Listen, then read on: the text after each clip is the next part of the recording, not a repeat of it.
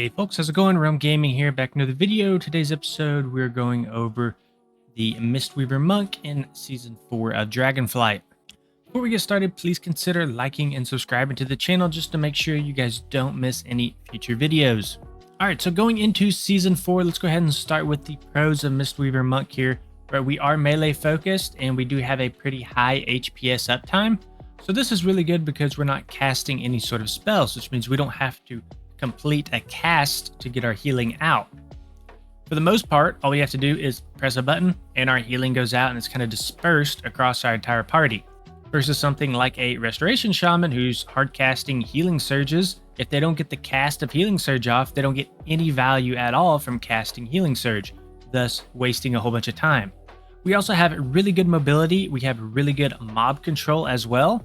So things like, of course, Ring of Peace, things like Paralysis, Tiger's Lust, Roll.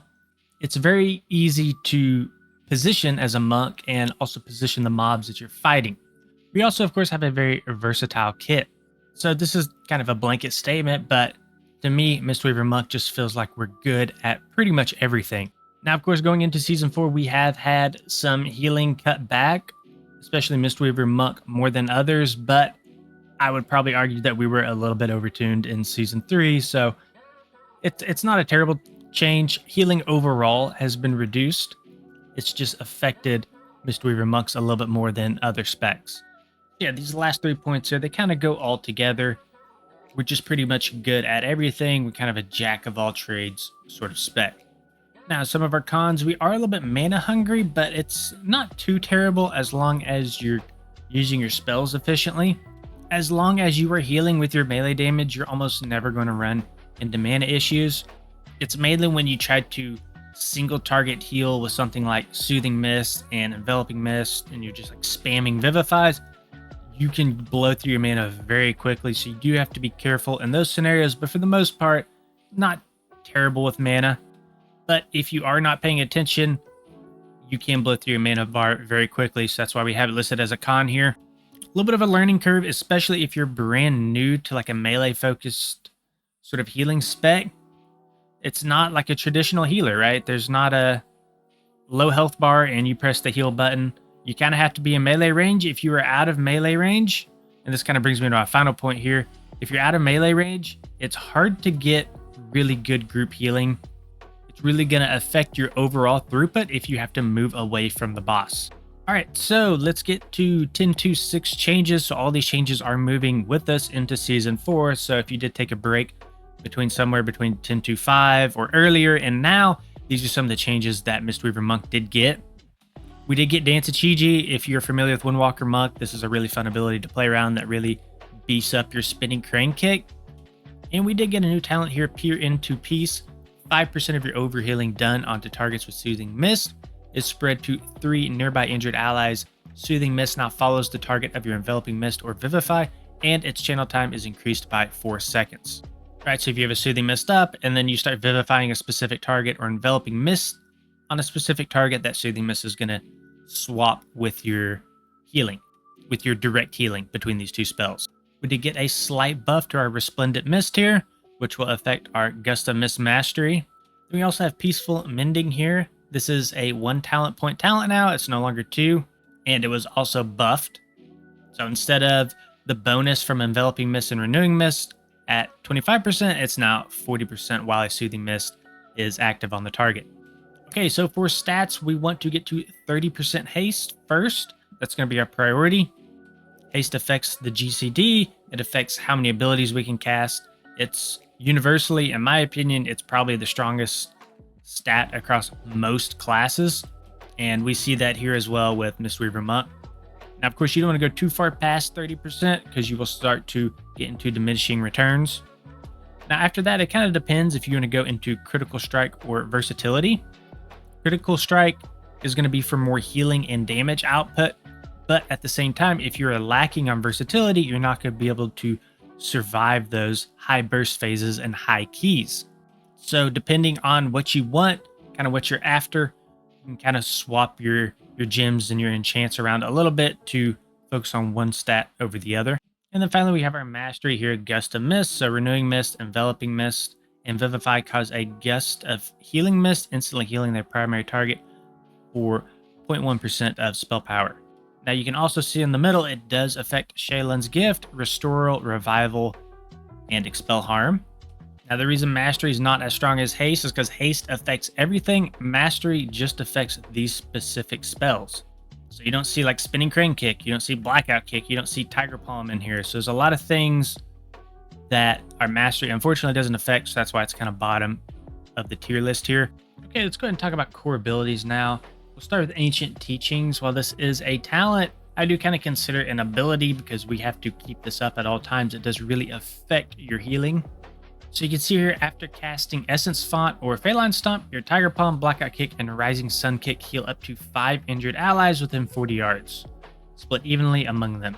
So that's going to last for 15 seconds. So this is why our Tiger Palm, Blackout Kick, Rising Sun, this is why our damaging abilities can actually heal people, is through this buff that we get. Now you can see at the top, you can only proc it in 2 ways, Essence Font and Feline Stomp. And I do believe Feline Stomp was actually renamed to Jadefire Stomp, but same thing. If you see them kind of mixed up in this guide, they're the exact same thing. But if this does fall off, you will not get healing through a lot of your damaging abilities. So there are a ton of different weak auras out there that you can utilize to track this. It also puts a buff in the top right hand corner of your screen where your buffs normally are. So if you're going to track it that way, you can do it that way as well. But just know you're going to keep this up at all times. And again, you can proc it through Jadefire Stomp or Essence Font. Directly below that, we have Vivify, which is going to be our main single target heal. We don't use this too much just as a hard cast. We typically utilize this with something like Soothing Mist. And the reason for that is because while you're channeling Soothing Mist on a target, Vivify and Enveloping Mist become instant casts. So let's go to Soothing Mist here. You can see here under the Mistweaver portion, heals the target for X amount over 8 seconds. While channeling, Enveloping Mist and Vivify may be cast instantly on the target. So earlier in the guide, we were talking about how Mistweaver Monk can be very mana hungry. This is due to this combo here between Soothing Mist, your Vivify, and your Enveloping Mist. Whenever you're kind of spamming those for strong single target healing, it's just not very efficient to do. So you only want to do it in emergencies. But at the same time, this does kind of give us a cool tool because this is probably some of the strongest single target healing in the game. Okay, so we've been talking about Enveloping Mist. Let's see what that is. Enveloping Mist, wrap the target in Healing Mist, healing for X amount of spell power over 6 seconds, and increasing healing received from your other spells by 30%. So this is a really strong heal over time, and you can actually cast this out of Soothing Mist if you want to, just for like a soak phase, right? You can get an Enveloping Mist on your entire party. It does have kind of a long cast time. It is 2 seconds, but look how much spell power it is. 358% of your spell power over 6 seconds. Compare that to Vivify, which is only 140%. And then not only that, it's going to be buffing your Renewing Mist as well. So you can hard cast it. I typically don't. Because you could typically get through burst phases without Enveloping Mist, but just know that you do have that tool there. If that's a play style that you want to go down, you know, if you want to be hard casting Enveloping Mist, you can do that. It does do a ton of healing. Now, I wouldn't necessarily recommend that play style, but I have seen people do it, so there's that. And finally, we have our heal over time effect, Renewing Mist. We have a ton of things that synergize with Renewing Mist and our talents and our set bonus. So you want to try, I guess TLDR in this, you want to have a Renewing Mist up on every single target as you can. This is basically equivalent to a Druid's Rejuvenation, but it's even stronger. So a ton of your healing is going to come through this. You do get 2 charges of this. It doesn't cost a whole bunch of mana, and there's a 9-second recharge on it. So you basically want to be using this on cooldown. Try to spread it out over your whole party and keep 5 up. Okay, so we have Shaylin's Gift here. And the way this works is there's clouds as you damage and heal. There's going to be clouds that kind of spawn on the ground. And when you use this ability, it's going to soak up those clouds and disperse that as healing. This is a huge AoE heal, and you typically want to pair this up with a soak phase or a big boss mechanic that's going to chunk your whole group. It's an AoE heal ability. We also have Expel Harm. This is going to be more of sort of a self-heal. You're not going to be using it a whole bunch, but just know that it can be used in case of an emergency. We also have Mana Tea up here at the very top. This is a channel. It goes up to 20 stacks. Each stack is going to give you 3,000 mana. And I think Mana Tea is awesome because this has been a great way for us to sustain our mana over the course of Dragonflight. And you can see here, it also reduces the mana cost of your spells by 30% for 1 second per stack. So if you get 20 stacks, you get 20 seconds of that 30% reduced mana cost on your spells. Typically, I'd just be using this in between trash pulls, between bosses, whatever, because it does take a little bit of time to consume the stacks. If you do get a 20 stacks, you want to use this immediately. Of course, you don't ever really want to be capped on something. So this is something you kind of want to be tracking as much as you possibly can. We also have Jadefire Stomp here, which is renamed from Feline Stomp. So this is sort of like an AoE ground ability, and you want to be in this at all times. And the reason you want to be fighting in the Jadefire Stomp at all times is because of this bottom portion here. It does like a decent amount of damage, it does a decent amount of healing, but the main thing that you get from this is it procs your Ancient Teachings. So Jadefire Stomp in itself isn't insanely strong, but if we go back here to Ancient Teachings, right, we're getting all this healing from our damaging abilities, and this procs this. So that's where the value of this kind of comes in.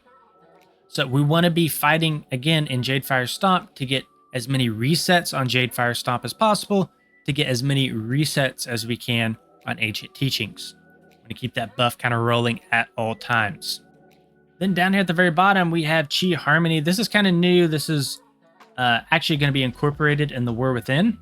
But as of right now, this is coming from our set bonus. So Renewing Mist applies Chi Harmony to its initial target, increasing their healing taken from you by 50% for 8 seconds. So this is another big reason of why Renewing Mist, if we go back to Renewing Mist here, is so powerful for us, is due to this Chi Harmony. We want to have this up on all targets at all times because it's a flat 50% extra healing from all of our spells.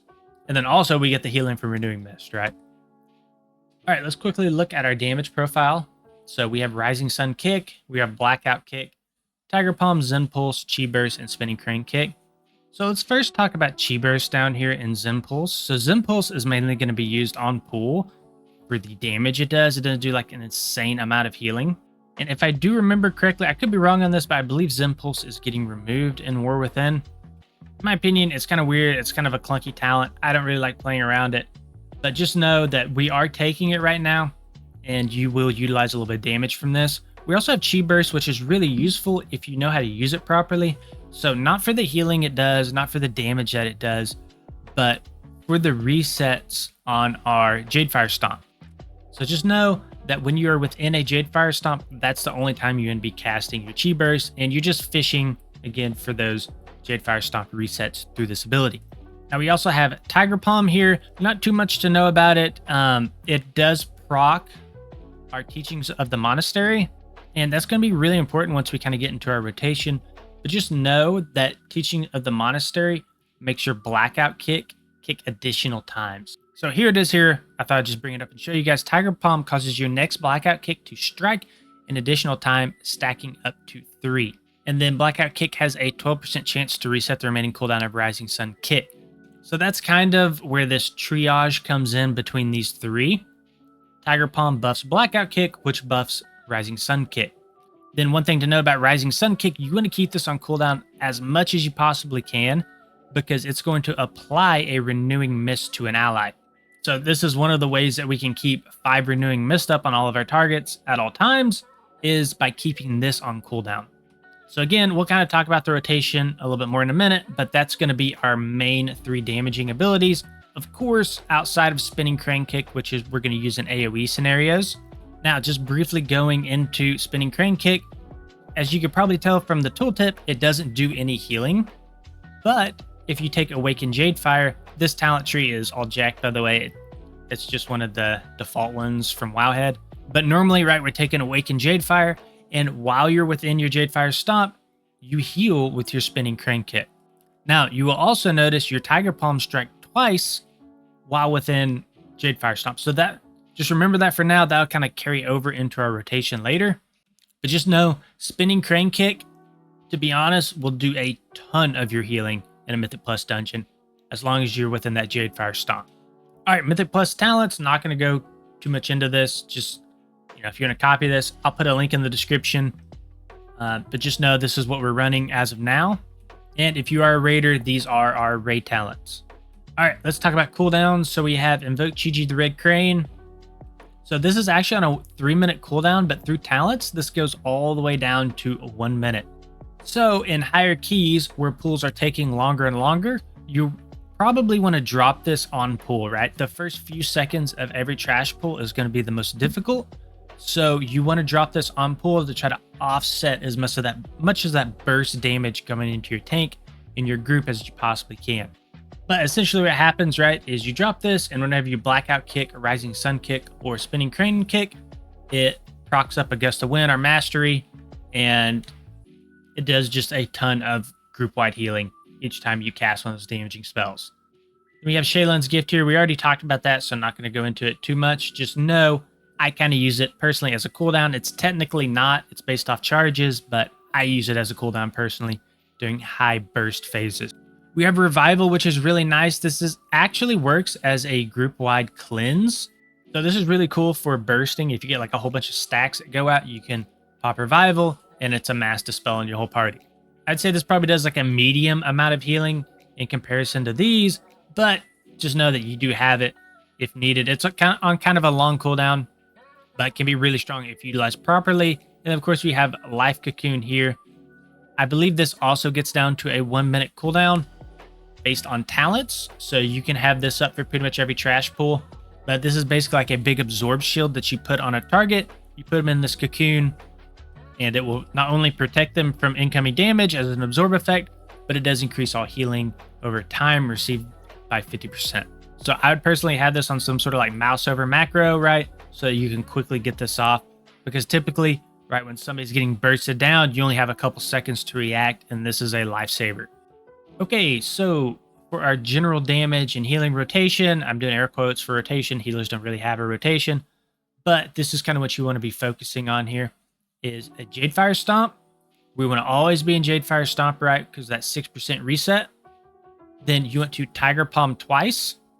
Then you want to Rising Sun Kick on cooldown. And then you want to Blackout Kick. Now, Blackout Kick, if you remember from our talents earlier, has a chance to reset Rising Sun Kick. So that's why you want to Rising Sun Kick on cooldown before you Blackout Kick. And then also we have Tiger Palm over here, which is going to buff our next Blackout Kicks. So if you Tiger Palm twice with talents, you're going to actually be getting 4 Blackout Kicks. And with 4 Blackout Kicks, you nearly have a 50% chance to reset Rising Sun Kick. Now, of course, if you do have a huge trash pack, you can just Jadefire Stomp into Spinning Crane Kick. If there's just moderate amount of damage going out, you're going to get the most value in terms of damage and healing done just by spamming Spinning Crane Kick. Then for a single target, you want to get Renewing Mist up, of course. You want to channel your Soothing Mist on a target. Then you want to go into 1 Enveloping Mist, then spam Vivify. Now, this is kind of confusing in my opinion, just because there's so much going on here. You get your damage rotation, right, that you focus on, and then you have like 4 buttons that you have to memorize the order of which they're pressed within like 1 second to snipe somebody to heal. To me, it was kind of confusing. To you, it might not be, but I made a macro to involve all of this. I will put it in the description of the video.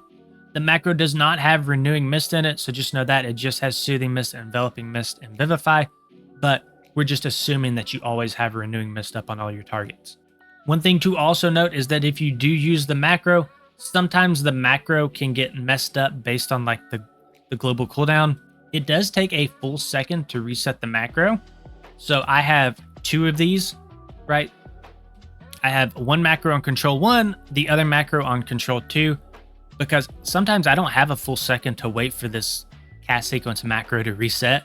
So in that case, I'll just go to the control 2 button. That one's already reset for me, and I'll just utilize that. So that probably makes no sense to anybody, but just know if you use the macro, you will understand what I'm talking about within a couple of keys. All right, then the community voted on a tier set. So Mistweaver Monk's winning tier set was actually from Season 3, which I think was a super strong one. So we already talked about Chi Harmony. That's going to be the 2-set bonus where we get that 50% increased healing to targets that have Renewing Mist on them. And then the 4-set bonus just kind of adds to that. So 20% of all healing you do to targets with Chi Harmony is stored and then dispersed evenly among your allies with Renewing Mist when Chi Harmony fades. It's not, I mean, it's strong, but it's not as strong because we can't really control when that goes off. So I just kind of think of it as just a passive healing. Kind of like a built-in Cloudburst totem if you're familiar with Resto Shaman that you can't control. Alright guys, that's it for this video. If you enjoyed it, please consider liking and subscribing to the channel. We'll see you on the next one.